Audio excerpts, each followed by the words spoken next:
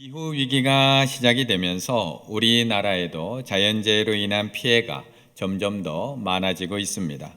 폭염, 폭우, 가뭄, 산사태, 매년 점점 더 많은 사건들이 일어나고 있습니다. 작년에도 오송 지하차도 침수 사고로부터 시작해서 강릉 산불, 합천 산불, 예천 산사태에 이르기까지 우리의 마음을 안타깝게 하는 이런 재해 소식들이 많이 들려왔습니다. 그런데 이런 자연재해 빈도는 우리나라뿐만 아니라 세계적으로 점점 증가하는 추세에 있습니다.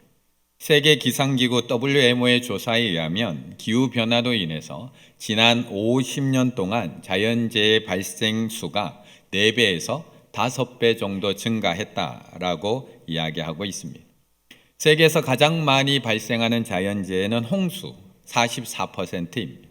인명피해가 가장 큰 자연재해는 태풍과 폭풍 39%입니다. 가뭄의 경우는 그 많은 자연재해 중에 가장 횟수는 적습니다. 6%에 불과합니다. 그런데 관련 사망자 수는 가장 높은 34%입니다. 가뭄은 적게 일어나지만 가장 많이 사람이 사망하는 사망률이 가장 높은 재해라는 것입니다. 그래도 우리나라에는 저수지와 댐들이 많이 만들어져 있어서 가뭄에 대한 대처는 잘 돼 있는 편입니다. 하지만 아프리카의 경우는 이 가뭄으로 인해서 지난 50년간 사망자만 65만 명에 이른다라고 이야기합니다.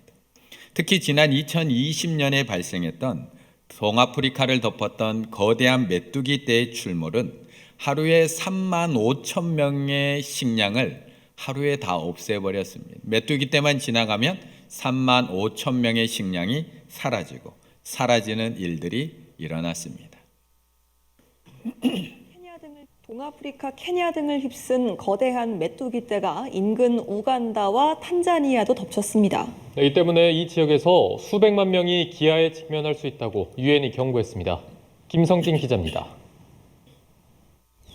수많은 메뚜기 떼가 앞을 분간하기 어려울 정도로 날아다닙니다.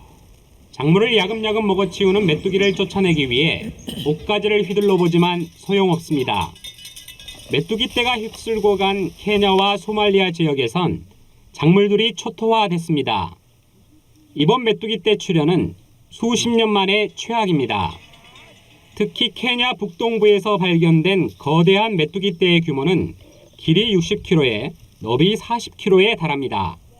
여의도 면적의 300배에 육박하는 어마어마한 크기입니다. That swarm in one day can eat the same amount of food as the entire population of Kenya. 우리 성도님들은 이런 장면을 직접 보신 적이 있습니까?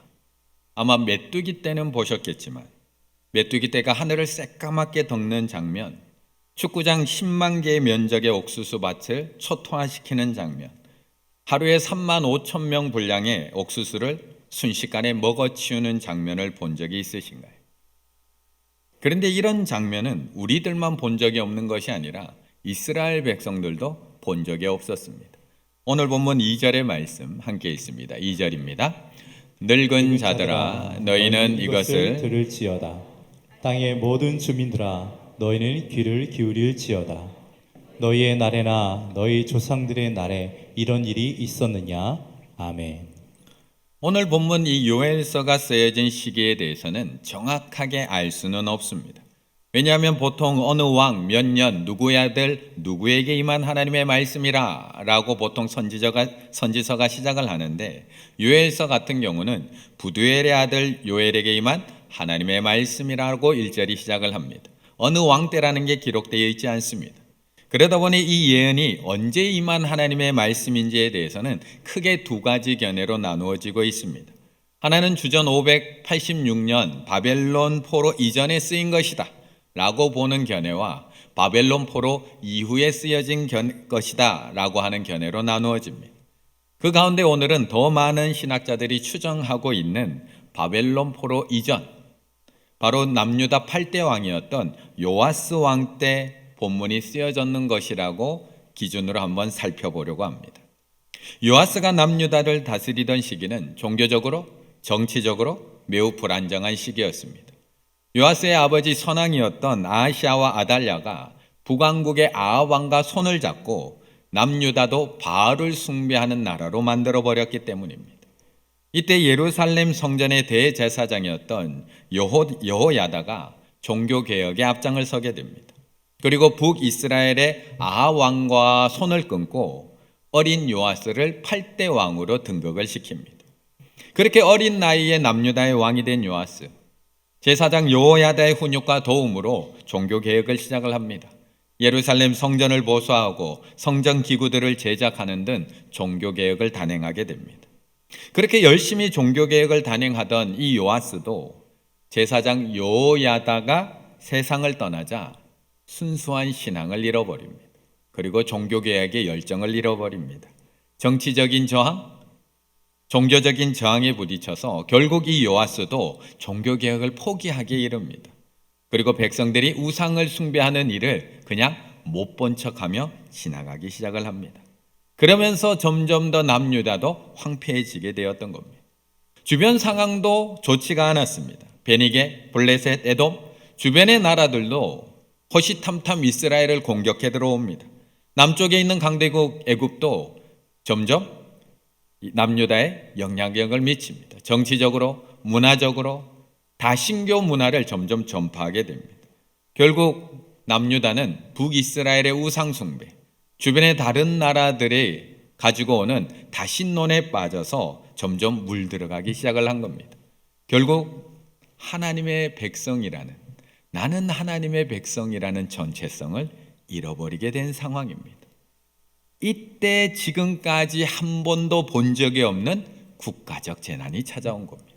이렇게 정치적으로 종교적으로 혼란한 상황 속에서 한 번도 본 적이 없는 재앙이 찾아옵니다. 2절, 늙은 자들아 너희는 이것을 들을지어다. 땅의 모든 주민들아 너희는 귀를 기울일지어다. 너희의 날에나 너희 조상들의 날에 이런 일이 있었느냐? 본 적이 있느냐? 이런 일 본 적이 있어?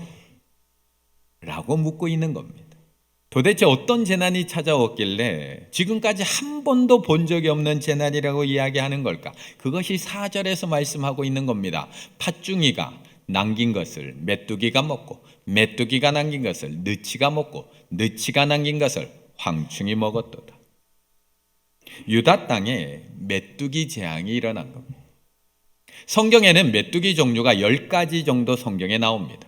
그 중에 오늘 본문 4절에만 4가지 종류에 대해서 말씀하고 있습니다. 그만큼 큰 재앙이 임해서 모든 것이 초토화되었음을 강조하고 있는 말씀입니다. 팥중이 곡식을 씹어 자른다. 느치 갉아먹다. 황충이 끝장을 내다. 이런 뜻을 가진 메뚜기 떼 4종류가 남유다에 임했으니까 그 피해가 얼마나 컸을까요?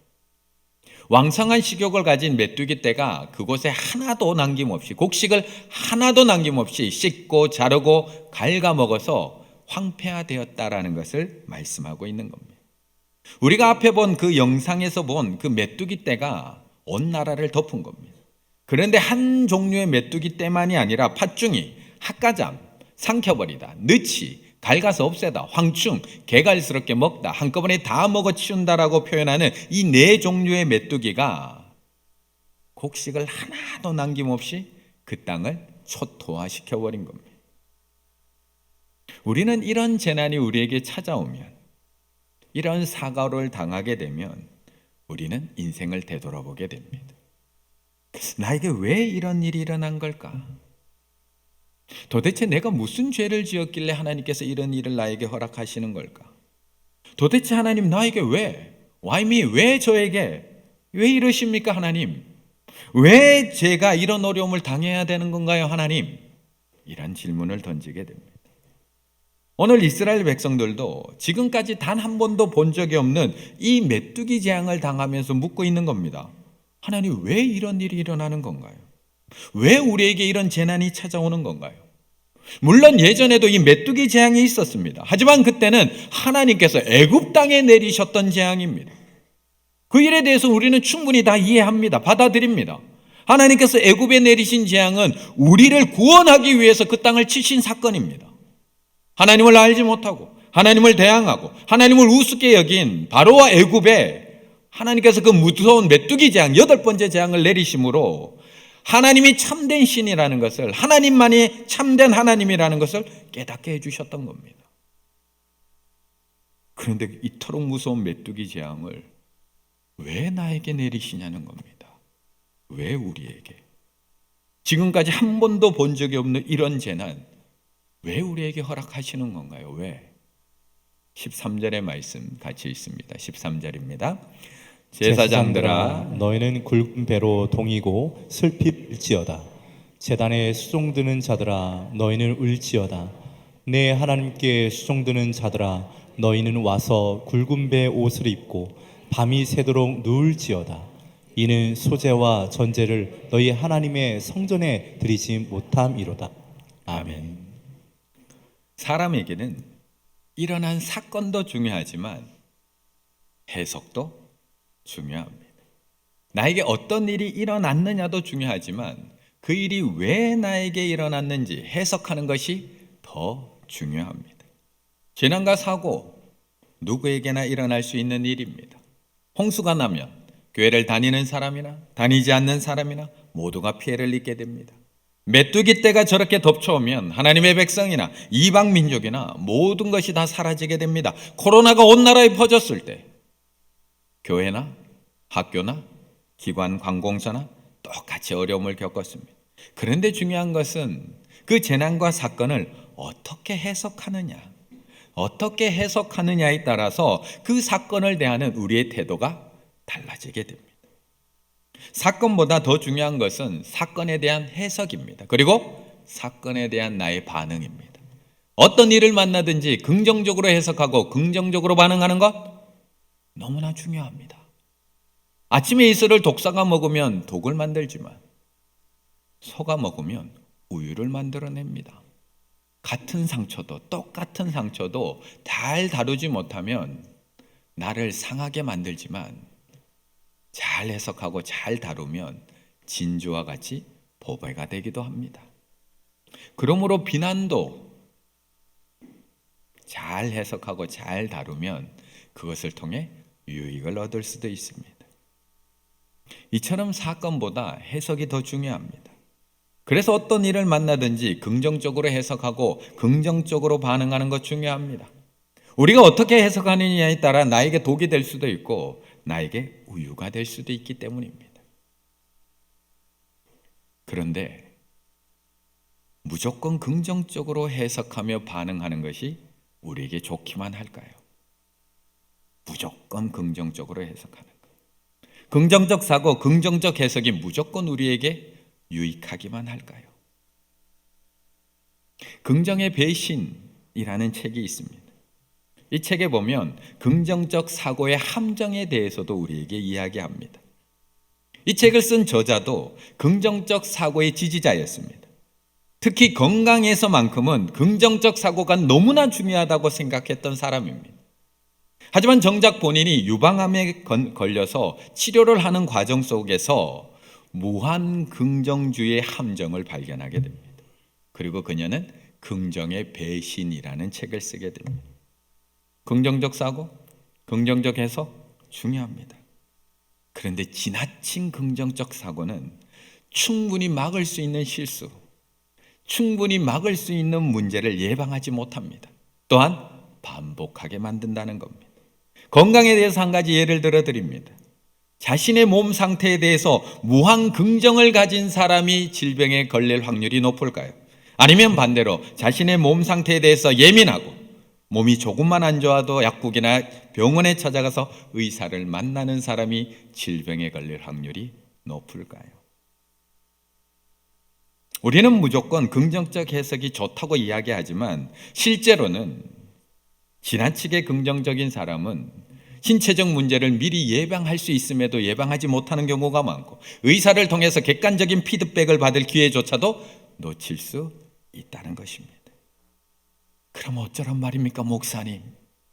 그래서 이 책에서 이야기하는 것은 우리가 가져야 하는 사고는 부정적 사고도 아니고 긍정적 사고도 아닌 균형 잡힌 사고를 하라고 이야기하고 있는 것입니다.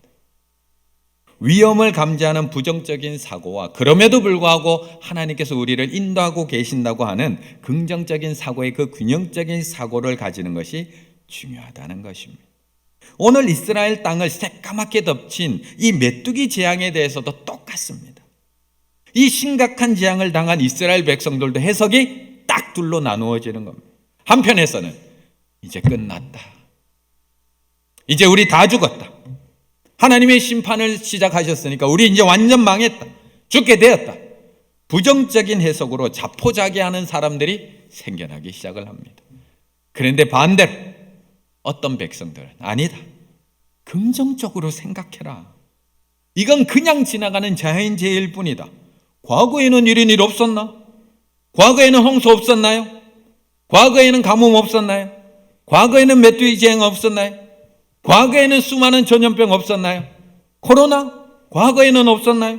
14세기 유럽을 휩쓸었던 흑사병, 15세기 아메리카 대륙을 휩쓸었던 천연두, 17세기 중국을 덮친 패스트 있었잖아요.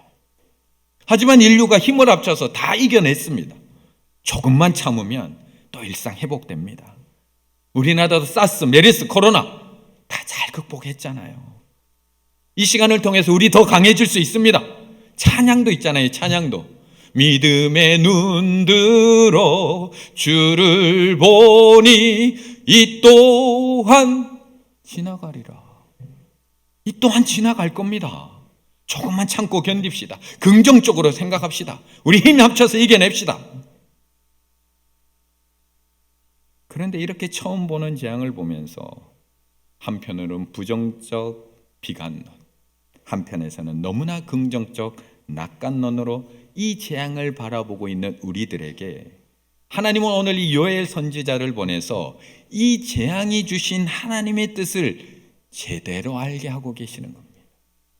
제대로 알게 하고 계시는 겁니다. 그것이 13절, 14절.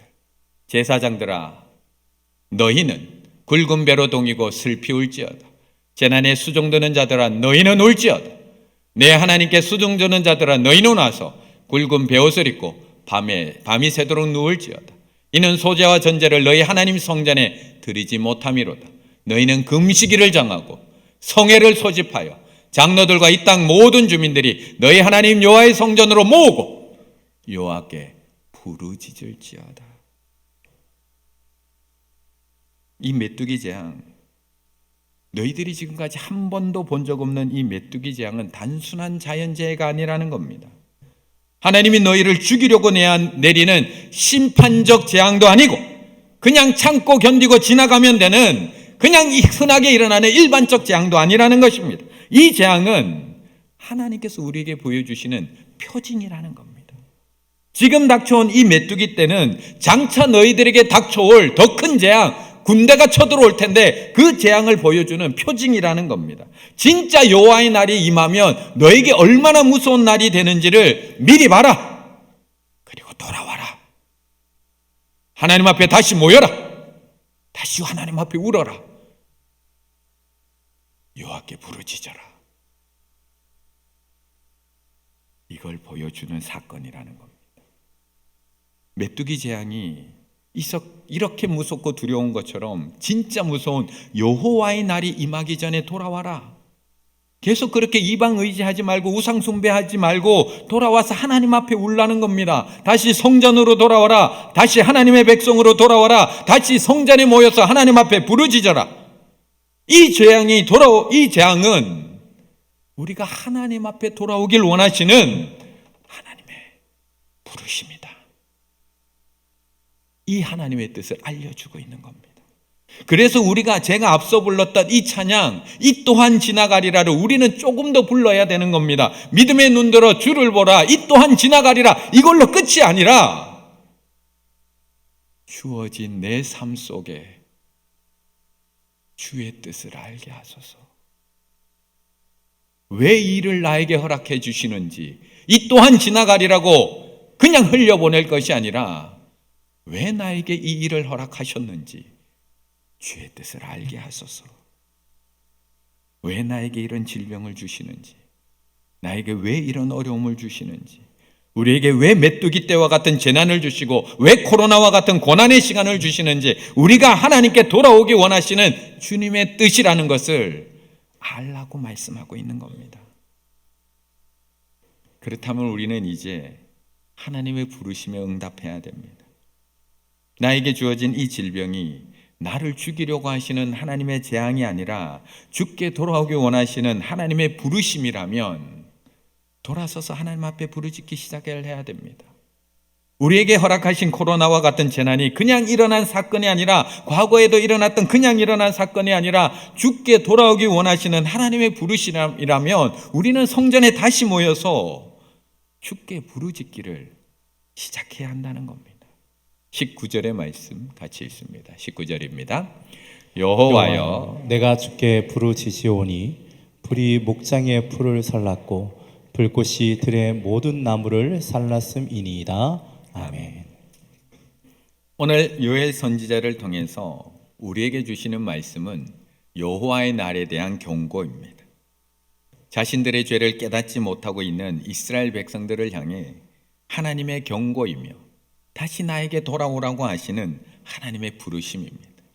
그런데도 이스라엘 백성들은 우리들하고 똑같이 전혀 깨닫지를 못합니다. 나를 부르시는 이 일이라는 것을 깨닫지를 못합니다. 그러니 선지자 요엘의 마음이 얼마나 답답하고 얼마나 애가 탈까요? 이스라엘 백성들이 회개하고 돌아오기만 하면 하나님께서 부어주실 축복을 이만큼 많이 준비해 두셨는데 아직도 깨닫지 못하고 돌아오지 않으니까 얼마나 답답하고 애가 탈까요? 이번 한 주간 큐티를 묵상하시면서 이제 뒤에 나오는 요엘서를 읽어보시면 요엘서 2장 18절부터 3장 5절까지는 너희가 돌아오기만 하면 내가 이렇게 준비해놨어, 너희가 돌아오기만 하면 너에게 부어줄 축복이 이렇게 많아라고 약속한 것이 2장 18절부터 3장 5절까지나 됩니다. 2장 19절에서 이렇게 이야기합니다. 여호와께서 그들에게 응답하여 이르시기를 내가 너희에게 곡식과 새 포도주와 기름을 주리니 돌아오기만 하면 너희가 이로 말미암아 흡족하리라. 내가 다시는 너희가 나라들 가운데서 욕을 당하지 않게 할 것이며 내가 북쪽 군대를 너희에게서 멀리 떠나게 하며, 이 북쪽 군대가 앞에 얘기하고 있는 메뚜기 떼의 표징인 겁니다. 메뚜기 떼가 너희를 덮칠 것이라는 것은 이 군대가 쳐들어오는 것의 상징일 뿐이었던 겁니다.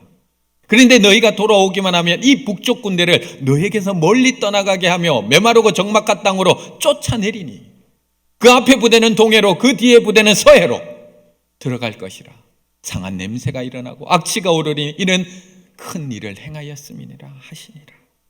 너희가 회개하고 돌아오기만 하면, 너희가 하나님 앞에 돌아오기만 하면 메뚜기 떼처럼 달려오는 저 북쪽의 군대들 내가 다 떠나가게 할 거야, 쫓아내줄 거야 약속하고 있는 겁니다. 곡식, 새 포도주, 기름 다 준비해 놨다는 겁니다. 다른 나라에게 더 이상 욕을 당하지 않게 하고 너희를 흡족하게 하겠다고 약속하고 있습니다. 이것뿐일까요? 하나님께서 우리에게 준비해 놓은 게 이것뿐일까요?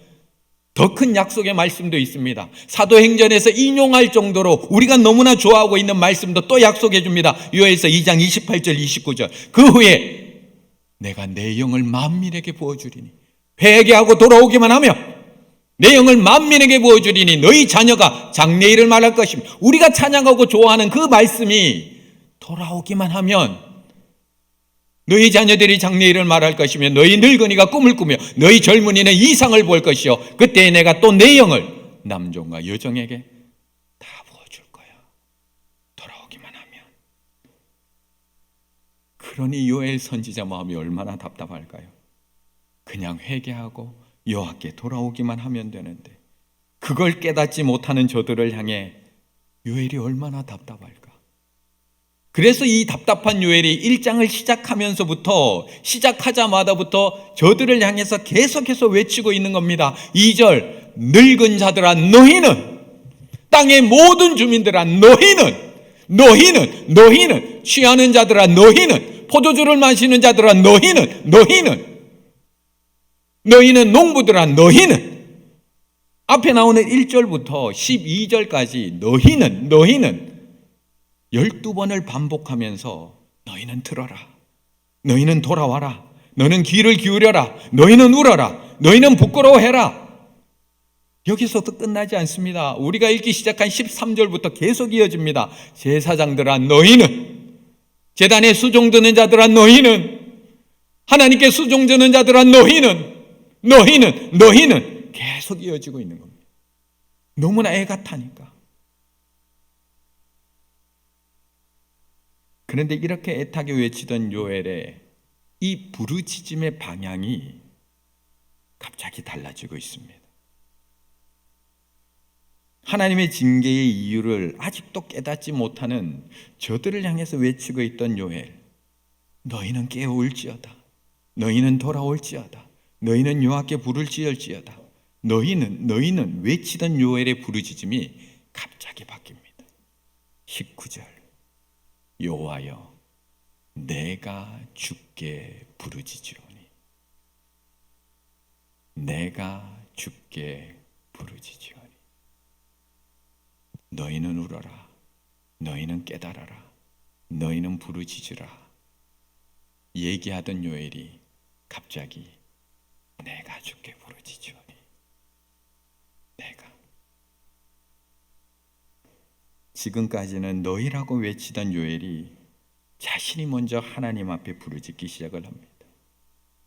저들의 죄만 탓하면서 늙은 자들부터 농부에 이르기까지 너희는 돌아서라고 외치던 요엘이 내가 주께 부르짖사오니, 자기가 먼저 회개의 기도를 올려드리기 시작을 합니다.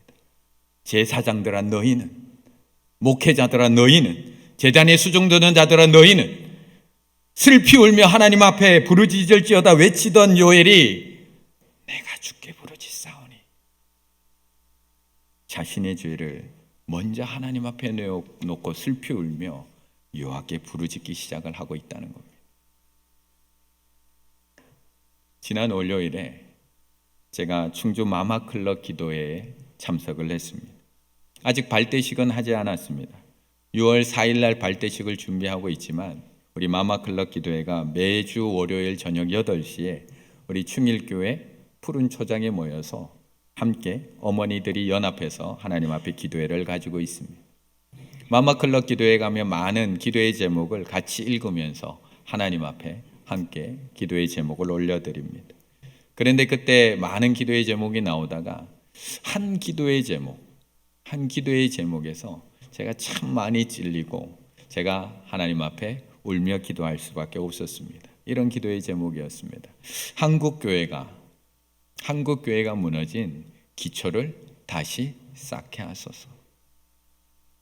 이 땅의 황무함을 탓하기 전에 하나님의 백성인 우리가 먼저 악한 길에서 떠나 죄를 뒤집어 쓰고 가슴을 찢으며 회개하게 하소서. 이 땅의 황무함을 탓하기 전에 하나님의 백성인 우리가 먼저 악한 길에서 떠나 죄를 뒤집어 쓰고 가슴을 찢으며 회개하게 하소서. 우리는 늘 이 땅의 황무함을 보고 탓합니다. 우리는 늘 이 땅의 지도자들의 욕심과 욕망을 보고 탓합니다. 우리는 늘 죄악에 빠져 사람들을, 저들을 보면서 우리는 탓합니다. 우리는 늘 그렇게 혼나고도 정신 못 차리는 저 사람들을 보며 탓하며 살아갑니다. 우리는 물질을 우상처럼 사랑하며 사는 저들을 보며 우리는 탓합니다. 그리고 너희는 돌아오라고 외칩니다. 너희가 회개해야 된다고 외칩니다. 요나처럼 니느웨를 향해서 큰 소리로 외칩니다. 40일이 지나면 니느웨가 무너지리라. 그런데 정작 요나처럼 나의 죄는 보지 못합니다. 나는 부르짖지 않습니다. 내가 먼저 가슴을 찢고 회개하며 부르짖어야 함은 알지 못합니다. 그런데 하나님은 오늘 본문에서 그 한 사람을 찾고 계십니다. 너희는 부끄러워할지어다. 너희는 울지어다. 너희는 여호와께 돌아올지어다. 너희의 변화를 외치는 한 사람이 아니라 여호와여 내가 주께 부르짖으오니, 여호와여 내가 주께 부르짖으오니. 저들의 죄가 나의 죄임을 고백하며 가슴을 찢고 기도하는 그 한 사람을 찾고 계시는 겁니다. 이 나라의 죄가 나의 죄임을 고백하며 기도하는 그 한 사람, 한국 교회의 죄가 나의 죄임을 고백하며 기도하는 그 한 사람, 우리 교회의 죄가 나의 죄임을 고백하며 기도하는 그 한 사람, 우리 가정의 죄가 나의 죄임을 고백하며 기도하는 그 한 사람. 내가 그 한 사람이 되셔서 너희가 기도하라고 외치는 것이 아니라 내가 가정을 위하여, 교회를 위하여, 나라를 위하여 기도하실 수 있는 우리 충혈의 가족들 다 되시기를 간절히 바라겠습니다.